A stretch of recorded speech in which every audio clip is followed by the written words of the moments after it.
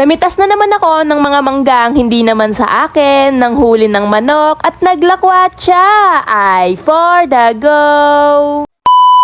Para sa akin ay isang normal na araw lamang ito sapagkat ang inyong lingkod ay nagpapakamangyan na naman at naandito nga ako ngayon sa taas ng puno at namumuti nga ako ng mga mangga.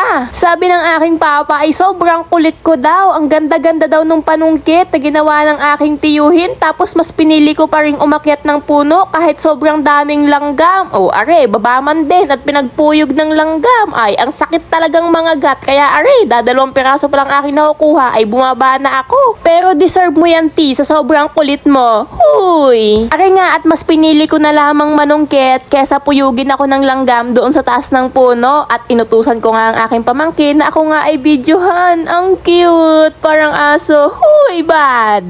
Hindi kayo nakapindot? Kapindot na. Nagna-number yung taas? Yes. Diba? Ang cute ko ay este nung conversation namin. Hala, si OA na naman. By the way, guys, by the way. So, eto na nga. Ari nga pamimitas ng mangga dine ay pananaid na lamang. Ari nga palang mga ito ay iniwan ng aking tiyuhin at binigay na nga sa akin. O, diba? May napapala ang aking pagiging makulit at bida-bida. Charot. Sabi nga ng aking tiyuhin ay akin na nga daw itong mga natira dine at kung sakaling ako nga daw ay luluwas ay meron akong madadala. O, diba? Ang bait. Pwede kong dalhin yung puno. Huy, hindi ganun. Kaya ayun, super thank you Kuya Alex sa pabaong mga mangga.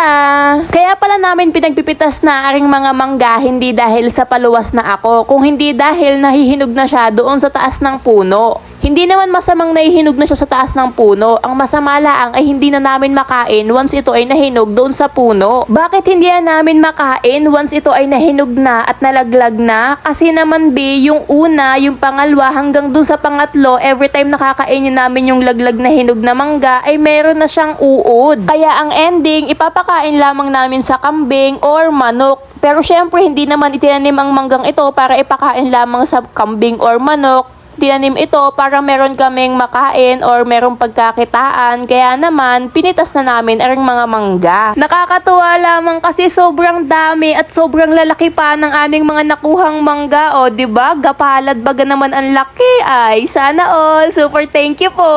Kinahaponan naman, aray nga at nanghuli naman kami ng mga manok. Hindi para gawing ulam or tinola, kung hindi para ikulong na. Kasi naman aring mga manok na aray ay napakahaharot. Hindi baga umuuwi. Akala may walang pamilya din eh. Hala, si OA. Simula kasi nang humiwalay aking mga sisiw doon sa kanilang inahin ay humiwalay na rin ng tahanan. Aro, yung dating 8 sisiw ay 3 na laang ang aming nasisilayan. Na para bang nagkaroon na sila ng sarili-sarili nilang pamilya. Kaya naman wala na kaming ibang choice kundi ang hulihin kayo at ikulong. Aba, sayang ang tinola. Kaya naman ari at inabot ko na nga sa aking papa para ilagay nga doon sa kulungan. At syempre, pag nakakulong ang manok, obligasyon natin na pakainin ito at bigyan ng tubig. Kaya naman kumuha ako ng kanyang patoka at nung buksan ko nga ring kulungan, ayun, nakatakas siya at naglayas na naman siya. 'Di ba? Ang galing. Wala na, umilap na lalo yung manok. Kaya nga ari at sumubok ulit akong manghuli ng manok. Kaso nga laang ay hindi ko na sila matanaw na para bang lumipad na sila papuntang outer space. Outer space?